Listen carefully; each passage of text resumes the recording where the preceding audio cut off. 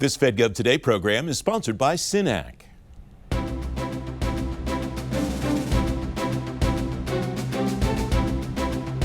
Welcome back. Leaders in the Department of Defense say the Cybersecurity Maturity Model Certification Framework isn't going away, including Katie Arrington on this show about 2 months ago. Stacy Bostjanick is Chief for Defense Industrial Base Cybersecurity in the Office of the Chief Information Officer at DoD. At TechNet Cyber recently, I asked her why the department thinks it needs to keep telling people CMMC isn't going away. To impose any kind of regulation on industry, we have to go through the rulemaking process. And the rulemaking process is actually a fairly elongated, arduous, laborious process. We have completed the 32 CFR, which was the part that establishes CMMC as a program, right? So that published in December, which allows the current C3 PAOs to begin performing assessments on industry. We now have to follow through with the 48. That's about 3/4 of the way through the process. And that should hopefully be coming out by the end of the summer. We still have some hurdles to get over with the Trump administration's requirement to delete 10 rules for every one new rule. And we're trying to work to make sure we can get an exemption or figure out how we move through that as fast as possible to go ahead and get the program put in place.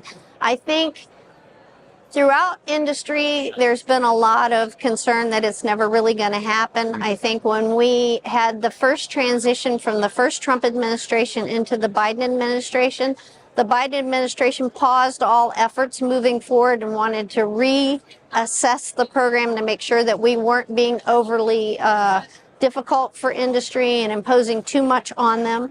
And that's why you saw when we initially started with CMMC, we added about 20 extra requirements on top of the NIST 800-171 to bring that cyber maturity into the program. And what happened was when we did the relook, we decided to break it back just to the NIST 800-171 that they've always been required to do since about 2014, 2015, right? And a definitive requirement starting December of 2017, they had to comply with it. Now, like we talked before, I think one of the reasons why we had to come up with CMMC is the fact that the original 7012 clause said they had to have a system security plan and a POAM to get there. Now, our expectation was everybody would say, well, if they want me to do this, I'll do it. They took us extremely literally. And they had a system security plan that oftentimes was copied and pasted from somebody else. We saw companies with 25 people with a 500-page system security plan that had a blank that said insert name here. Oh, gosh. Right? We had other companies that had POAMs that went out to 2099, right? So I'll be dead before they ever get to any of the requirements. But by the letter of the law, they were compliant with the 7012 clause. So when we had there was a DoD IG investigation done and the Navy Cyber Readiness Review that back in 2019 went out and looked and said, how are people doing with this? They basically found out they really weren't. And so that's when then Secretary Shanahan kind of raised the alarm that we've got to make sure that the people who are handling our data and information are handling it appropriately. So that's how we ended up with CMMC where we are today. What's the timeline in your view moving forward for when companies have to do whatever it is companies have to do at the same time, you don't want it to just be a compliance exercise? That's exactly correct. In fact, we have seen Army has put out an RFI that says, hey, we're going to have an RFP coming out in August, and our intent is there needs to be a CMMC certification requirement as part of this contract. So it's coming. There is a great interest in the department to have companies that are compliant, that can safeguard our data, because, we've seen our adversaries have the plans for the F-35. They've had the plans for the F-22, and they didn't have to spend the millions and billions of dollars that we as taxpayers spent to develop these. They just came in and stole them in a 15-minute download, right? And so now when my children who are of military age would go into armed conflict against our adversaries. They've got the exact same weapon system that they're dealing with. I'm having to say that these kids are going to have to depend on their skill level to make sure that they can come home to their mom to take care of her in her old age, right? Yeah. And so I don't want my kids to have to be solely dependent on their skill. I want them to have the superior weapon system under their feet and in their hands so they can make sure they come home. A lot of Chinese hardware looks remarkably similar to And Russian. And Russian looks remarkably similar to hardware that vendors that are in this room are building and have built.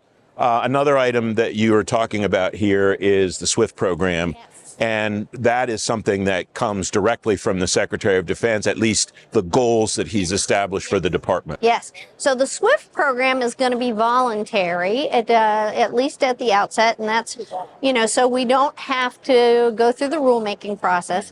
And so, one of the biggest complaints that we hear from industry today is that it takes so long for the department to adopt their software.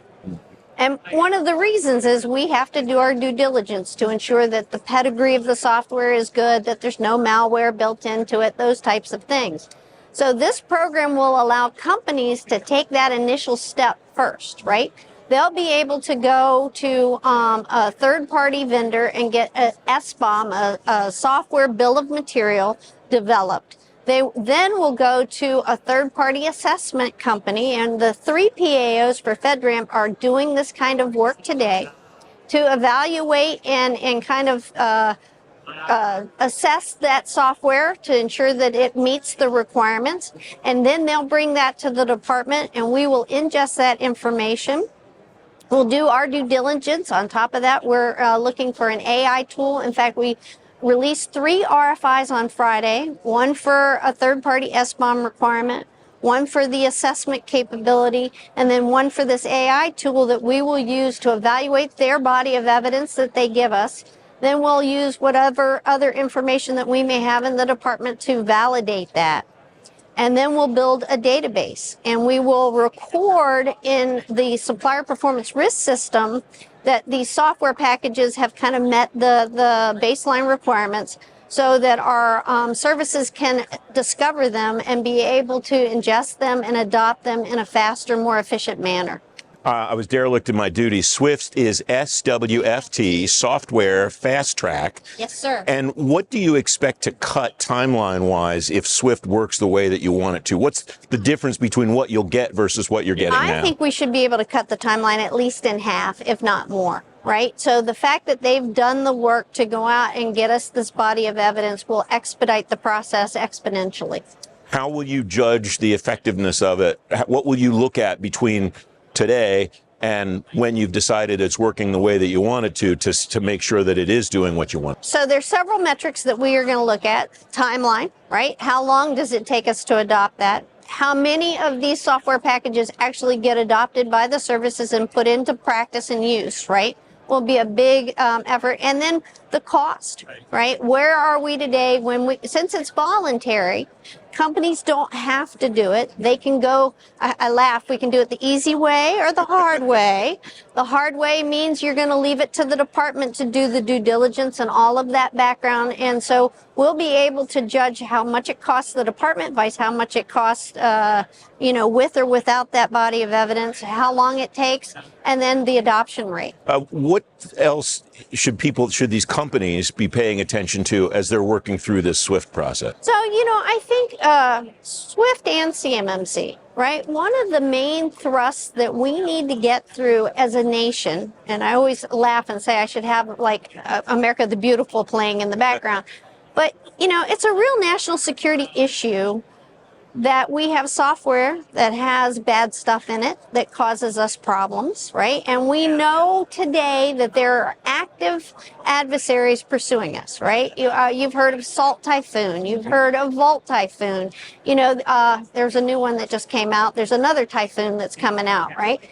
And so we are constantly every day being barraged by our adversaries trying to steal our data, trying to steal our information, to get a leg up on us by using the time, energy, and money that we spend as a nation to develop capabilities, right? So they're the cheaters in the class, right? We've done all the hard work, we've spent the money, we've studied, we've spent the time, right? I worked for NavAir when they were developing the F-35. I remember when those engineers were working 24 hours a day to figure out how to fix the glitches that were in that initial prototype, right? These guys, blood, sweat, and tears, billions of dollars, and we're going to sit back and be lazy and not get on top of our cybersecurity and let these people just continue robbing us of our intellectual property and our innovation?